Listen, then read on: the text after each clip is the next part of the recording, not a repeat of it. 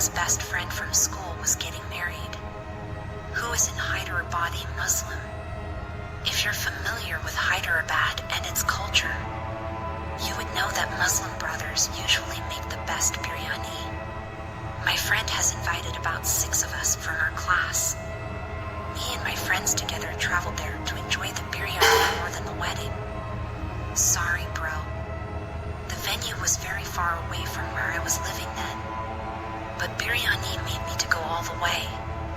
The plan was to eat as much biryani as I could by 10 p.m. and return back to my place, so that I could reach my home before midnight. Fortunately, wedding was over. Groom and bride were happy.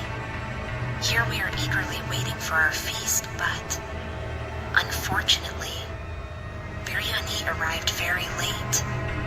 We started eating at 11:30 p.m.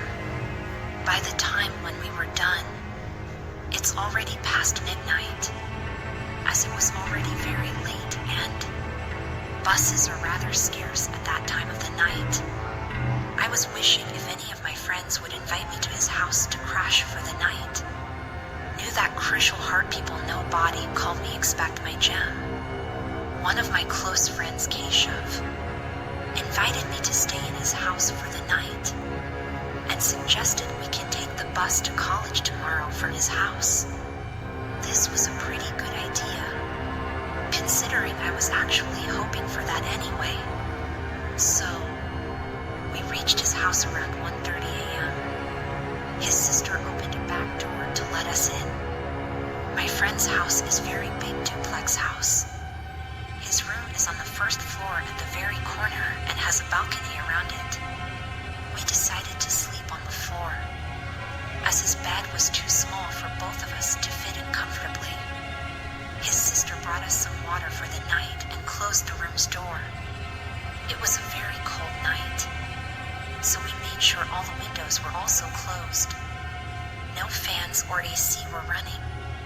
We found a thick blanket kind of rug to sleep in. Lights off. All set to sleep. Before I tell you what happened, let me tell you about my friend's sleeping habits. He is a very deep sleeper.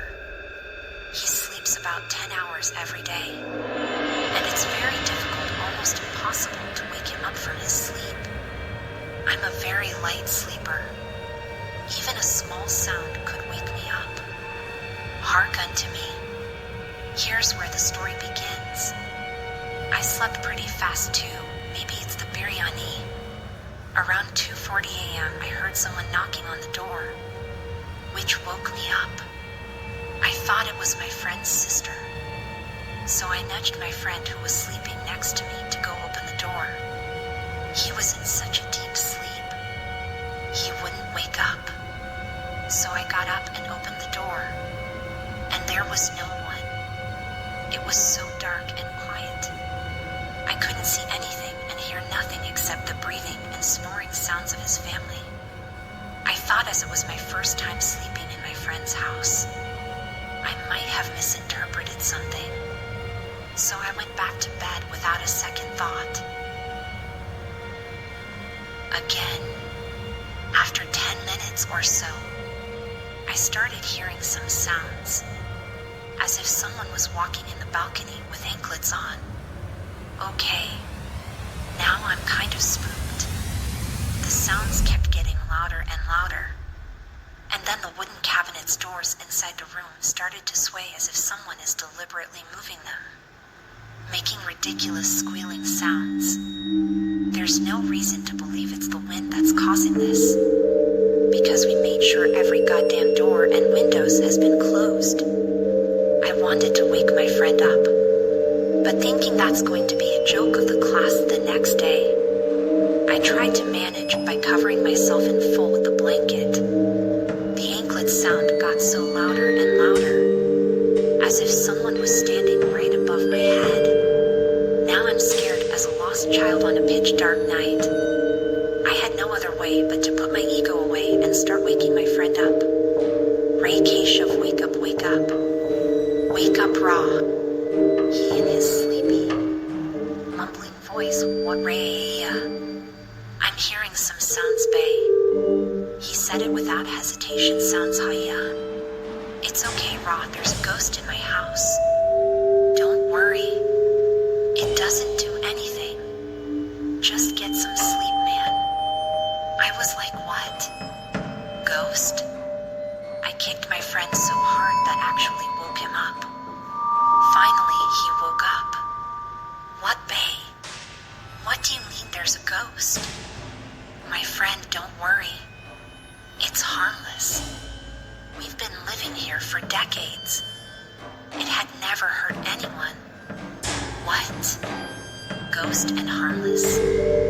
She knows your family, but she doesn't know me, right? So you want me to introduce you to our ghost? Get some sleep, Ra. We have to go to college tomorrow. I was frustrated. No way. We are not sleeping tonight. Let's talk for a couple of hours and it will be dawn.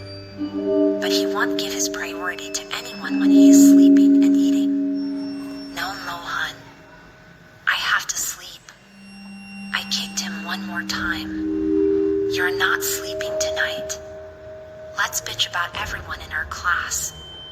He said. Why now and what's there to bitch, bae? Hey, Keshav.common. So some pity on me. Let's start at roll number 1. Roll number 2. Roll number 3. Then, roll no, 55. And it continued till 5 a.m. And I was credited for keeping my friend awake all night. I did visit his house 2 more times after this incident with some liquid courage, of course. I'll write about them in my later posts. Mohan experience was scary and funny at the time.